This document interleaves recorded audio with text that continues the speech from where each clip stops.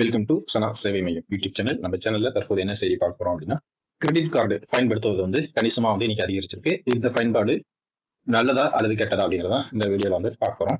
சமீப காலமா credit card பயன்பாடு கணிசமா அதிகரிச்சிருக்கு. இது ஆன்லைன் ஷாப்பிங், அவசர கால செலவுகள், வெகுமதி புள்ளிகளுக்கு பயனுள்ளதா இருக்கு. ஆனா கவனக்குறைவா பயன்படுத்துறவங்க கடன்ல சிக்க அபாயமா இருக்கு. குறிப்பா கிரெடிட் கார்டு மூலம் ஏடிஎம்ல இருந்து நேரடியாக பணம் எடுப்பது ஒரு பெரிய தவறா கருதப்படுது. இது அதிக வட்டி மற்றும் கூடுதல் கட்டணங்களுக்கு வகுக்குது. எனவே இதை கவனமா நீங்க பயன்படுத்தணும். ஒரு கிரெடிட் கார்டில் இருந்து பணத்தை எடுத்துவிட்டு மற்றொரு கிரெடிட் கார்டுல பில் செலுத்துவது ஒரு பொதுவான நடைமுறையா இருக்கு. இது ஒரு தற்காலிக தீர்வா தோன்றினாலும் நீண்ட காலத்திற்கு இது ஒரு பெரிய நிதி சுமை உங்களுக்கு கொடுக்கக்கூடும்.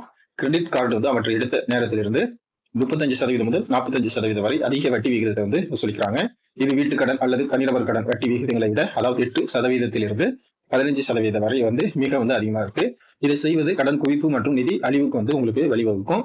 நீங்க கிரெடிட் கார்டு மூலம் நேரடியாக ஷாப்பிங் செஞ்சீங்க அப்படின்னா 45 நாள் 50 நாட்களுக்குள்ள வட்டி இல்லாத காலங்கள் உங்களுக்கு கிடைக்கும். ஆனா அதே கார்டு மூலம் ஏடிஎம்ல இருந்து பணம் எடுத்தீங்க அப்படின்னா வட்டி உடனடியா தொடங்குது.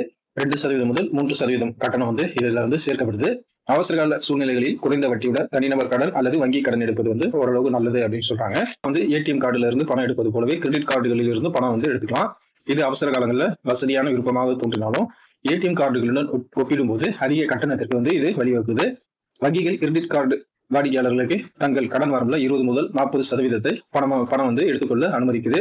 உதாரணமா உங்க கடன் வரம்புல 5 லட்சம் என்றால் அதுல 1 லட்சம் முதல் 2 லட்சம் வரை பணமா நீங்க எடுத்துக்கலாம். ஆனா இதற்கு கட்டணம் விதிக்கிறாங்க. கிரெடிட் கார்டை பயன்படுத்தி நீங்கள் பணத்தை எடுக்கும்போது திரும்ப பெறப்பட்ட தொகையில 2.5% முதல் 3% வரை பரிவர்த்தனை கட்டணம் விதிக்கப்படுது. உதாரணமா நீங்க 1 லட்சம் ரூபாய் பணம் எடுத்தீங்க அப்படின்னா 2500 முதல் 3000 வரை கட்டணம் உங்களுக்கு விதிக்கப்படலாம். இந்த கட்டணங்கள் நீங்கள் பணம் எடுத்தவுடன் உங்கள் கிரெடிட் கார்டில் இருந்து கழிக்கப்படுது. கிரெடிட் கார்டை பொறுத்தவரையில நீங்க அந்த கார்டு வச்சிருப்பது தவறு கிடையாது. ஆனா அதை கவனமா நீங்க பயன்படுத்துவது முக்கியம். அவசர கால செலவுகள், ஷாப்பிங் மற்றும் வெகுமதிகளுக்கு இது பயனுள்ளதா இருந்தாலும் கவனக்குறைவா பயன்படுத்திங்க அப்படின்னா கடனில் சிக்கும் அபாயமும் இருக்கு. கிரெடிட் கார்டு மூலம் நேரடியாக பணத்தை எடுப்பது மிகவும் ஆபத்தானது. ஏனென்றால் இது அதிக வட்டி மற்றும் கூடுதல் கட்டணங்களை கொண்டிருக்கு. அவசர கால சூழ்நிலைகளை தவிர எல்லா நேரங்களிலும் கிரெடிட் கார்டுகளை தவிர்க்க வேண்டும். எதிர்கால தேவைகளுக்காக முன்கூட்டியே வங்கி கடன்கள் அல்லது அவசர நிதியை தயாரிப்பது நல்லது.